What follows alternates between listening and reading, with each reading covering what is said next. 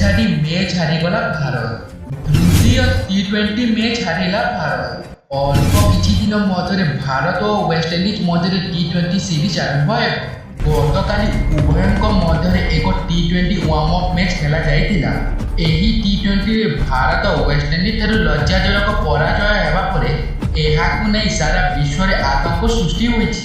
ଏହି ମ୍ୟାଚ୍ରେ ମ୍ୟାଚ୍ ହାରିବାର କାରଣ ସାଜିଥିଲେ ଭାରତୀୟ ଦଳର ଷ୍ଟାର ବ୍ୟାଟର ସୂର୍ଯ୍ୟକୁମାର ଯାଦବ। ଇନିଂସର 16ତମ ଓଭରରେ ସୂର୍ଯ୍ୟକୁମାର ଯାଦବ ନିକୋଲସ୍ ପୁରନଙ୍କ ଏକ ସହଜ କ୍ୟାଚ୍ ଛାଡ଼ିଥିବା ବେଳେ ନିକୋଲସ୍ ପୁରନ 71 ରନ୍ ବିସ୍ଫୋରକ ଇନିଂସ ଖେଳି ତାଙ୍କ ଦଳକୁ ବିଜୟ ଭେଟି ଦେଇଥିଲେ। ତେବେ ଚାଲନ୍ତୁ ଜାଣିବା ଏହି ମ୍ୟାଚ୍ରେ ସମ୍ପୂର୍ଣ୍ଣ ଘଟଣା କ'ଣ ଘଟିଛି।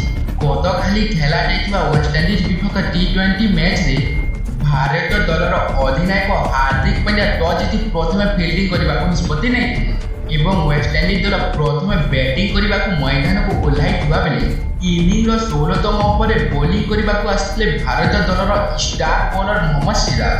ସିରାଜ ଏକ ବଲ୍ ପକାଉଥିଲେ ଯେଉଁଥିରେ ନିକୋଲସ୍ ପୁରନ ଏକ ସଟ୍ ମାରିବାର ଦେଖିଥିଲେ। ବଲ୍ଟି ସିଧାସଳଖ ଆଗକୁ ଗତି କରିଥିଲା। ସୂର୍ଯ୍ୟକୁମାର ଯାଦବ ଏହି ସହଜ କ୍ୟାଚ୍କୁ ଛାଡ଼ି ଦେଇଥିଲେ। କ୍ୟାଚ୍ ଛାଡ଼ିବା ପରେ ସେ ୱେଷ୍ଟଇଣ୍ଡିଜ ପାଇଁ ଏକ ସ୍ତରର ଇନିଂସ ଖେଳି ତାଙ୍କ ଦଳକୁ ବିଜୟ ଭେଟି ଦେଇଥିଲେ।